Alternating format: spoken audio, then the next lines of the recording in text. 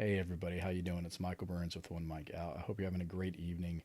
It's the day after St. Patrick's Day right now that I'm doing this. I hope you all had a great day. I hope you didn't wake up with too many hangovers this morning. But if you did, just pop a couple Excedrin, hydrate, and you should be good to go. Today, I kind of wanted to talk about a little bit of the elephant in the room, which is the whole Trump thing, with what's going on with that, with a possible indictment and arrest for, I'm not going to get into it, but, with all that. And what I've been seeing is a lot of people freaking out over it. And what I've said before is I'm kind of putting the whole political rants and all that kind of stuff aside because I realized it doesn't really do anything. We've known for ever since Trump decided to run for president the first time, uh, they've been going after him, and they've been going after the right, and the left just keeps winning. They continue to win, and you hear from those on the right, no, our time's coming, but it's not. Not that I've seen. The only heads that end up rolling are the ones on the right, and really don't see any heads roll on the left. And so that tells me that the system is already everything's in place. They've already gained control of and whatever the agenda is, it's going to come to pass. It is going to happen, and so the only thing that you can do is to control what you can, like I've said, which is be prepared for potential hard times ahead, whether it's social economic collapse, natural disasters, whatever it is. But just having a level of being prepared. We're on the brink of war, and probably more so than a lot of us could remember. Especially some of us were probably young enough in the '80s to maybe catch the tail end of the Cold War stuff. But we've never really in the last for I'll be 42 this year. Um, we've had conflicts and we've had our wars that we fought in Iraq and Afghanistan and Syria and whatnot. And this is a different beast altogether that could have some horrible ramifications if it's not negotiated properly. And so the only thing that you can control is your level of preparedness for you and your family. And who are the ones that get affected by war the most? It's the poor. It's the ones who get sent to war.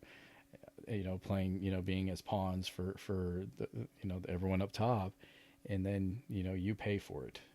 And the rich have never gained, or I'm sorry, the poor have never gained anything from war. The only reward is to go back home. That's it. That's the only reward when it comes to for the poor or for the fighter. Is the war fighter, is your reward is if you did everything right and you made it out, your reward is going back home where everyone else gets a lot of money. And so don't be surprised if something bigger pops off, because we're in uncharted territories with the way the world's going right now, the way the adversary is playing everybody right now, and with just the madness that you would have never thought you could even conceive the idea of what is happening with everything from the media to social media to TV to what you see every day and what they're trying to get kids to do, and just all this craziness. That's why your level, I said yesterday, your mental and physical health and your spiritual health are just, those are the three things that are paramount. And you need to be truly thinking about that. And I can't implore you enough, and I can't admonish you enough to really truly think about that, and to start getting those sorts of things in order. I know a lot of people, a lot of my friends and family have never even put a thought to it because you never thought you would have to, especially not in this country in this day and age. But we're at a point in time where we've seen how crazy people get when someone says we're out of toilet paper, and then all of a sudden everyone is out of toilet paper because everyone just does the mad rush, the mad dash, the panic buy when there was never really a shortage. And you've seen how essentials can go off the shelves and things like that. So it's just better for you to be prepared now, because you don't want to be in the 11th hour trying to get everything together, because it's not going to be there.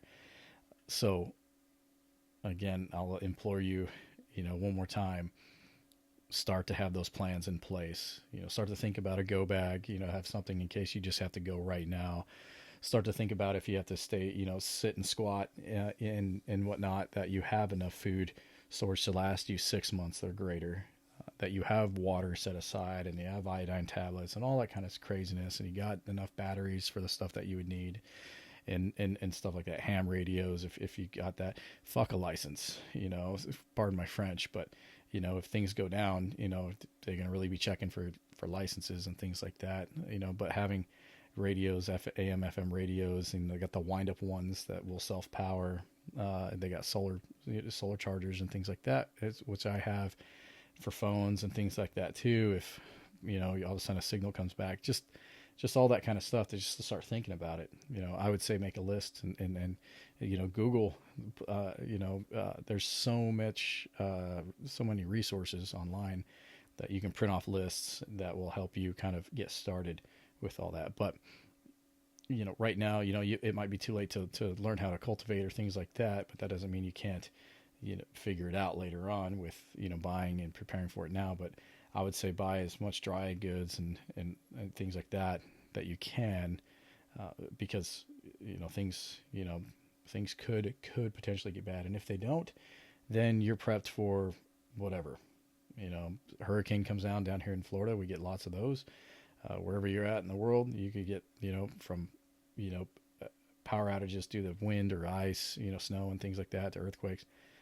You're just better off, because that money that's in your bank account, if the grid goes down, it's not going to mean shit. That money doesn't mean anything unless you utilized it to prepare and have tangible items on hand that you use that money to acquire. That's why I was saying again yesterday, it's good to have small, not quantities, but, have gold and bullion and silver and things like that, but in the lowest form, like a whether it's, tenth of an ounce or a gram or things like that you can have it in, just in case you ever got to a situation to where, we had to use that as currency. I don't want to be handing over a $2,000 bar of gold, to buy something that is worth $50, because I didn't have something smaller to use. So there's just little things to think about. Baby formula, things like that. If you got kids, little ones and stuff like that, just stocking up. But the crazy stuff is happening, that we've never seen before. And I'm going to be a pessimist in this, because pessimists are the ones who start to worry and to think about this stuff. But I don't see things getting much better. So that's why I'm trying to admonish you to do that. But anyway, this is just my little rant in that. But I'm not getting political with it or anything like that. The agenda's going the way it's going to go. So anyway, let me know what you think. Hit me up, DMs or, comment, whatever. But this is just a Saturday night, wheels are turning, brains going, and I just wanted to, get it out there. And a lot of this is good therapy for me too, because I can go back and watch this, and that's a good reminder. But let me know. So this is Michael Burns with One Mic Out. Go throw a follow, a like, tell your friends, whatever it is. But anyway, I'm just trying to do this to maybe get the juices flowing for you to start to get prepare yourself a little bit better. But anyway, I'll hit you with the next one. Y'all have a great night. We'll talk to you next time.